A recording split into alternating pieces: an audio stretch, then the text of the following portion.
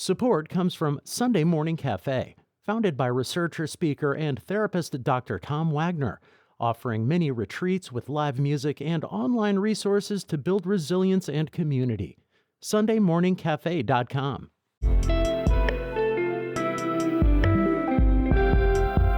From the St. Louis Public Radio Newsroom, this is The Gateway. It's Wednesday, July 8th. I'm Abby Larico. The number of people living with dementia is expected to surge in the coming decades as the U.S. population ages. One Missouri couple's on a mission to persuade lawmakers that their support is critical to early detection and intervention. This is a disease that impacts everyone, whether you're Republican, Democrat, Black, white, Hispanic. This is impacting somebody in your community. We'll have the story coming up after this news on The Gateway. The St. Louis Planning Commission will vote today on zoning rules for data centers, rules which received unanimous approval from the Housing, Urban Development, and Zoning Commission yesterday. The bill has been in the works for nearly a year. It would establish rules that include where data centers can and can't be built, how much energy and water they can use, and regulating noise production. Alderwoman Ann Schweitzer introduced the bill, and she dispelled some misinformation during the meeting. There have been some folks who are saying that this bill bans data centers. That is not true. There is no ban of data centers in this bill. However, the rules have left some in the development community unhappy. Local development lobbyist Dave Sweeney says the rules will scare off data center developers from building in St. Louis and issued a correction of his own. One of the speakers said that the developers have been at the table. That's 100% false. 100%. Schweitzer and other aldermen pushed back on the claim. She says city staff have recommended the Planning Commission approve the amended bill, which has Mayor Kara Spencer's support. The Board of Aldermen is expected to vote on the bill at a special meeting later this month. Tonight, parents in the St. Louis Public Schools District will get their first chance to weigh in on a proposed reorganization plan. The district recently announced a proposal that would mean closing 15 to 22 schools and overhauling its student transportation system. SLPS leaders say the moves are necessary because of years of declining enrollment and financial challenges. Tonight's meeting takes place from 5 to 7 at Vashon High School. There will be 2 more public meetings later this month. The school board plans to vote on the final school closure proposal at the end of August. St. Louis County has confirmed its first heat-related death of the season. The victim was a man in his 80s from West St. Louis County who died on Friday, July 3rd. On that day, the National Weather Service issued an extreme heat warning for much of the St. Louis region, and heat index values climbed well past 100 degrees. Authorities did not disclose how the man died. Health officials say the tragedy is a reminder that extreme heat can be deadly. Anyone needing a cooling center can call 211 or the United Way for assistance. Affordable Care Act marketplace enrollment has decreased sharply in Missouri. That's according to recently released federal data. St. Louis Public Radio's Sarah Fenton reports enrollment dropped 25% in Missouri between February of 2025 and February of 2026. The ACA marketplace is where people who don't have insurance through the government or their employer can buy individual plans. Missouri's drop is higher than the national change, which totals 12% fewer paid enrollments since last year. Tim McBride is a professor at Washington University's Bursky School of Public Health who tracks insurance enrollment. He says the drop is likely due to a new law that canceled pandemic-era subsidies. Those subsidies helped higher-income enrollees pay the premiums. Econ 101, when the price goes up 100%, you're probably going to get people not buying the product. Health and Human Services officials say the drop is because the administration is cutting down on fraudulent enrollees who lied about how much money they make. I'm Sarah Fenton, St. Louis Public Radio. Nature's Bakery plans to permanently close its Hazelwood manufacturing plant, eliminating 345 jobs over the next year. The company says the facility on Purcell Road will shut down in September of 2027 as production moves to other plants. The first reduction of 130 employees is expected this September, with another 215 people losing their jobs in February.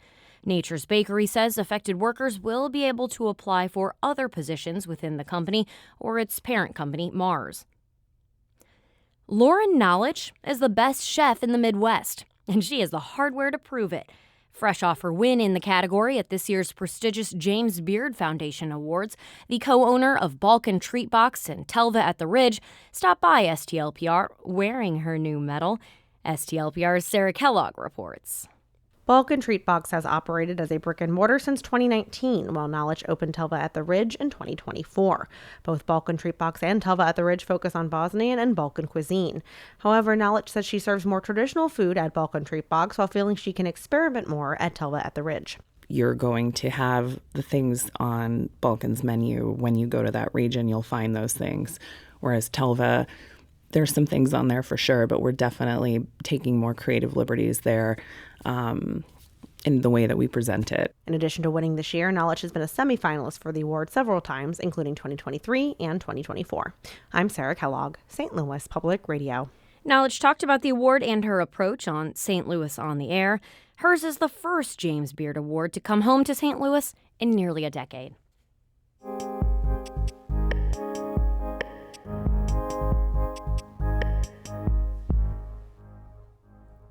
As the U.S. population ages, the number of people with dementia is expected to climb in the coming decades. More than 120,000 Missourians live with Alzheimer's disease. As the Midwest Newsroom's Luke Nozicka reports, a Missouri couple is working to persuade lawmakers that their support is critical to early detection and intervention. Sandy and Bobby Marshall decided to get a baseline cognitive assessment after her father died of Lewy body dementia in 2014. It's a kind of dementia that became better known after the death of actor and comedian Robin Williams. Both Marshalls previously worked in the medical field and thought they might as well get screened. She was 50, he was 55. That way, in 10 years, we'll do another test and see where we are. And for the first time in our married life, I did better on a test than Bobby did. Yeah. Bobby's very smart. And I passed it and he didn't. The couple, who lived in Florida at the time, learned Bobby had early onset and atypical dementia. They went home that day and launched into research, determined to get ahead of the disease. Bobby made a plan with a neurologist and a nutritionist. We were seeing what was going on around the world in different countries and how they treated it, and decided that we were going to attack it head on and get out in front of it and do the best that we can. Broadly, dementia is an umbrella term for a decline in cognitive abilities severe enough to interfere with daily life. Its most common form is Alzheimer's disease. Bobby embodies the importance of early detection and intervention. When he was diagnosed, doctors said he had just 5 to 8 years to live. That was more than 11 years ago. The earlier you get diagnosed, the better you are. I'm proof of that. 11 years in, and I'm doing pretty good. Bobby is among the millions of Americans living with dementia. Across Iowa, Kansas, Missouri, and Nebraska, more than 270,000 people ages 65 and older live with the disease. But that number does not include Bobby and others who are younger than 65. The number of people with dementia and the nearly 500,000 unpaid caregivers across those states is expected to climb in the coming decades as the U.S. population ages. I would love for you to be the first survivor. Sandy and Bobby now live in Poplar Bluff in southeast Missouri, which Bobby described as a medical desert with few resources. At first, the couple continued to travel to Bobby's medical appointments in Florida. Eventually, they got off a more than year-long waitlist to see a specialist in St. Louis. Now the Marshalls drive nearly 3 hours from their home to see Bobby's doctors at Washington University in St. Louis. David Olson is the Alzheimer's Association's Midwest and Central Plains Government Relations Director. He called government buy-in critical to supporting people with dementia and said each state is making progress in its own way. Last year, for example, Nebraska passed insurance coverage for biomarker testing to help with early detection. This is a disease that impacts everyone, whether you're Republican, Democrat, Black, white, Hispanic, right? This is impacting somebody in your community. Advocates have also pushed for states to create dementia service coordinators, a position that exists in Washington, D.C., and 32 states, including Illinois, Kansas, and Nebraska.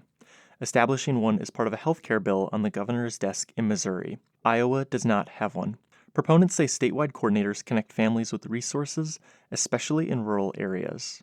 And so having a position, having an individual that can cross agency lines can make those connections and really provide than a coordinated state strategy to respond and best provide services for people living with the disease in all stages, as well as their caregivers. Supporters say statewide coordinators also help with early detection, which has been critical for people like Bobby Marshall.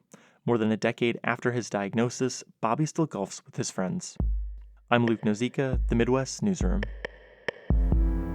The Midwest Newsroom is a collaboration including NPR and member stations in Iowa, Kansas, Nebraska, and Missouri, and is a member of the Trust Project.